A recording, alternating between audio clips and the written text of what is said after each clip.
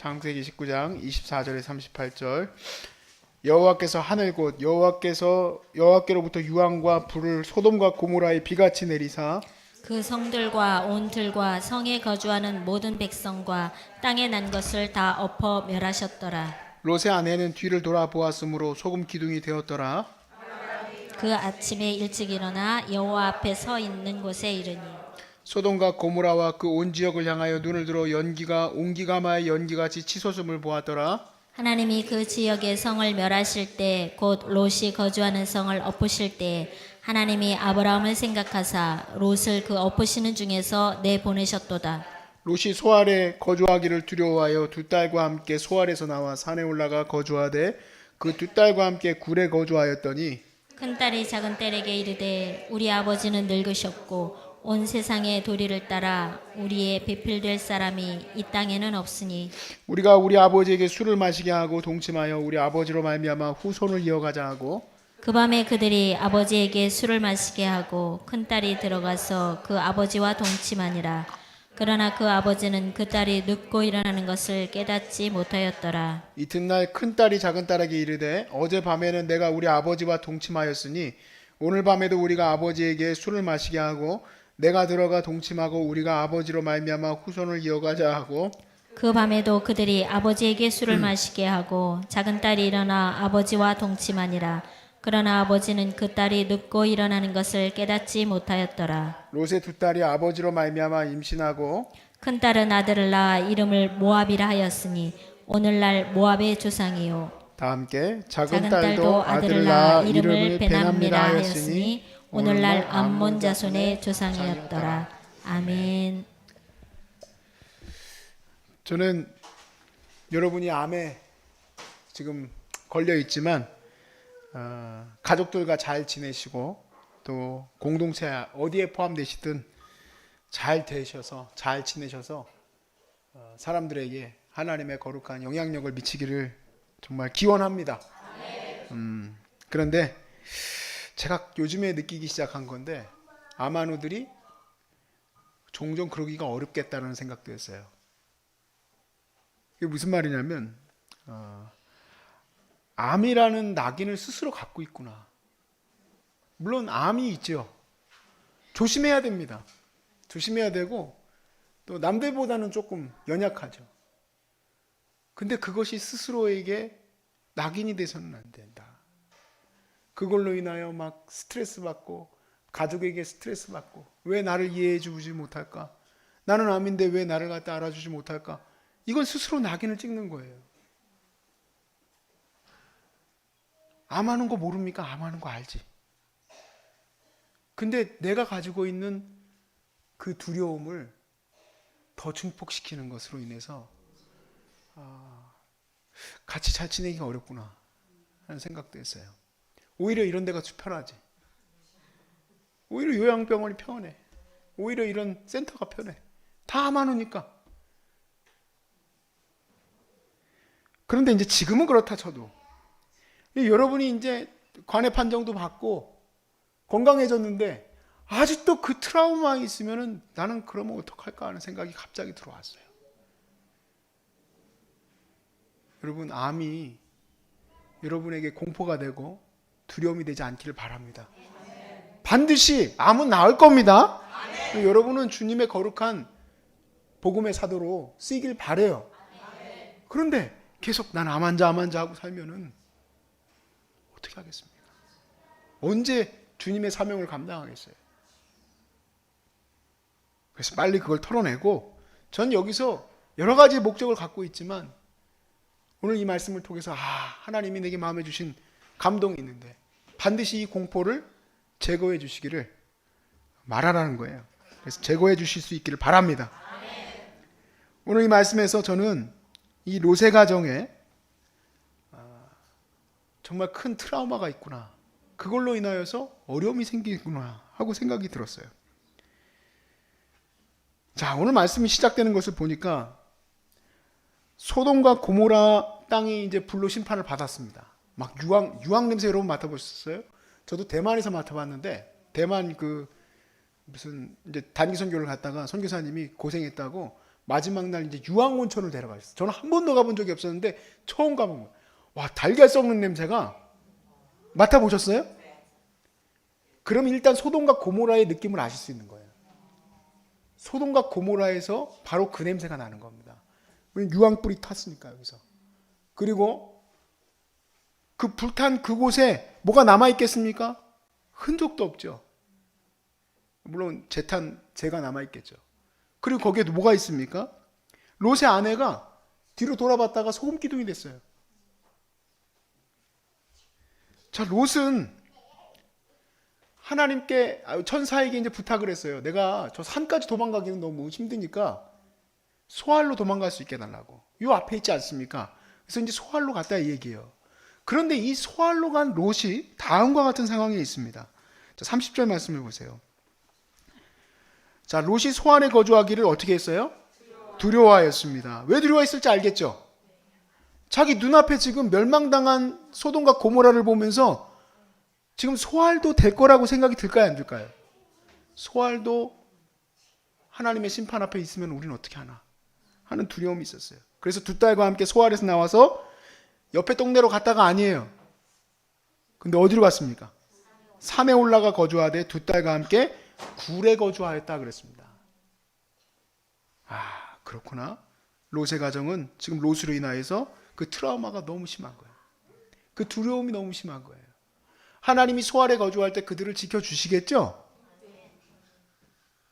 여러분 지켜주시겠죠? 그 아멘이 반드시 영혼에서 나오는 아멘이 되시길 바랍니다. 안 지켜주실 것 같아. 뭐 조금만 이게 몸에 이상만 오면 벌써 트라우마처럼 작용하면 안 돼요. 부탁입니다. 작용하면 안 돼요. 왜냐하면 그렇게 되면 롯만 동굴에 들어간 게 아니라 여러분도 암이라는 동굴에 들어가 버려요. 아니 꼭 소알이 이렇게 보이게 이거 자꾸 유황 냄새 나고 무서우니까 딴 동네 가면 되잖아요. 조금 선해 보이는 동네로.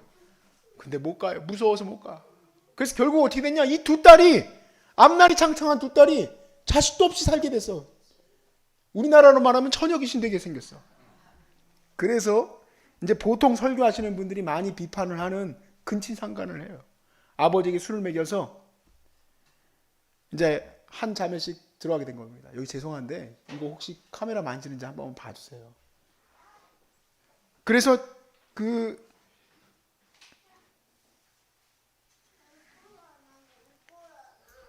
근친상간에 문제를 일으키는데 물론 그건 잘못됐죠. 그건 심각한 병이죠. 그건 죄예요, 죄. 그런데 이 죄의 열매를 하나님이 박살내시지 않았어요. 오히려 성경은 여기에 대해서 막 질타하고 문제의식이 하고 그러지 않고 그 뒤에 후손이 났다고 그랬어요.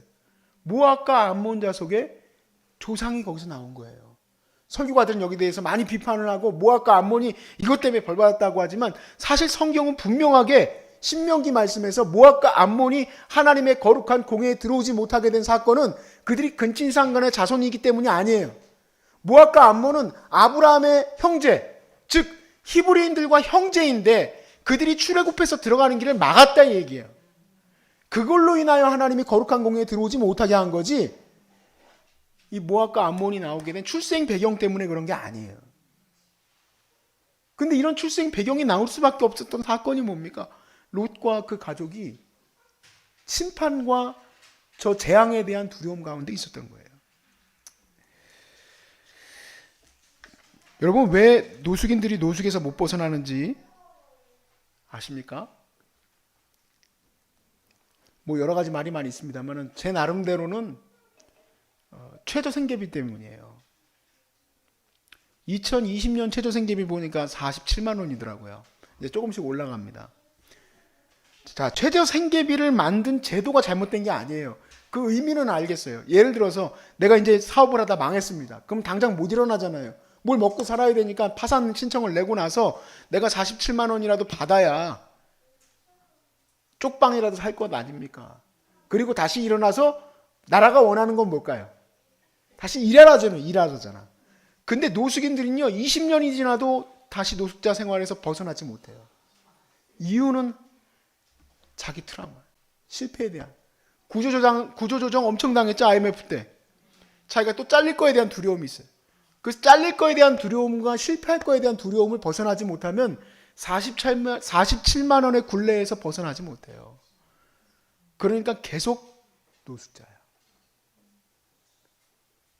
여러분도 암은 오래 걸리는 병이지만, 암은 오래 치료해야 되지만 죽을 때까지 암 환자로 남지 않기를 바랍니다. 노숙자가 계속 노숙자가 되는 거하고 원리는 같아요. 그 원리는 트라우마에 갇혀 있으면 그렇게 된다 이 얘기예요. 하나님이 여러분을 복 주셔서 잘 낫게 해주실 줄로 믿습니다. 그리고 여러분들이 하나님의 그 은혜 안에서 완전히 회복되기를 저는 바랍니다. 근데 어떻게 해야 될까? 나는 암에 걸리지도 않은 사람이 저런 말 하느냐? 너 망해보지 않았으면서 그런 말 하지 마라. 그럴 거예요. 물론 제가 여러분의 마음의 그 두려움을 어찌 알겠습니까? 당연히 모르죠. 이해하려고 해도 그 이해를 할 수가 없을 거예요. 너 암에 안 가보려 봤으면서는 너 그런 말씀 하지도 마. 저도 못할 거예요. 그러나 성경이 우리에게 얘기하려고 하는 것은 이겨내야 되는 거라고 생각합니다. 이겨내야 된다. 이겨내야 된다.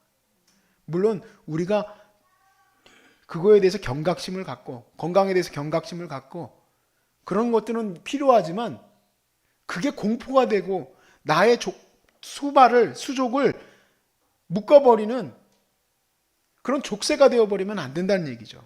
어떻게 하면 벗어날 수 있을까? 성경에 보니까 완전한 사랑이에요. 완전한 사랑. 하나님의 완전한 사랑, 예수 그리스도를 향한 완전한 사랑에는 두려움이 없나니 그랬습니다.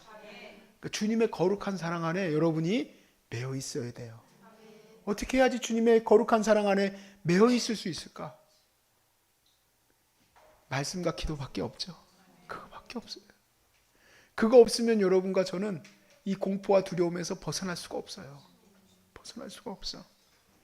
하나님께서 여러분에게 진리를 알게 하실 줄로 믿습니다. 하나님 말씀을 깨닫게 하고 주의 말씀 안에서 여러분에게 선물로 믿음을 주실 줄로 믿습니다. 그 믿음 안에서 여러분의 공포에서 자유하심을 누리기를 바랍니다. 동굴에 절대 갇히지 말길 바랍니다. 다 나음을 얻었는데도 계속 두려움에 사는 사람들이 가끔 와요. 상담하러. 그러면 저는 힘과 용기를 주려고 노력을 하지만 쉽지는 않아요. 괜찮습니다. 이제는 많이 좋아질 수 있어요. 걱정하지 마세요. 그런 말씀 하지 마시라. 암을 몰라서 그런다고. 저를 막 질투하고 혼내요. 어떻게 할까? 4년 지나고 5년이 지나고 예전에 한 부산자매 왔었던 거 기억나시는지 모르겠지만 다 병이 나와서 5년이 지났어요. 완전히 이제 치유받았다고 이제 얘기해도 될 정도의 기간이 지났는데 여기 와서 울면서 간증했었어요. 두려움. 재발될 것 같은. 자매 셋이 다 암이에요. 내가 봐도 안 두려울 수가 없을 것 같아. 어머니도 암으로 돌아가시고 언니도 돌아가시고 지금 둘이 남았는데 둘은 어떻게 할까? 그러고 왔었던 적이 있었어요. 물론 재발이라는 무서운 적이도 있지만 여러분 어떠한 상황 가운데에서도 이 두려움 때문에 여러분이 매여 있지 않기를 바랍니다. 여러분 승리하십시오. 건강을 싸워가는 것이 두려움에 싸우라는 얘기가 아닙니다. 롯도 마찬가지로 좀 이 동굴에서 나왔으면 얼마나 좋았을까. 이 동굴에 갇힌 롯의 가족을 우리가 보게 되는 거예요. 여러분도 이 모습이 아니길 바랍니다. 아멘.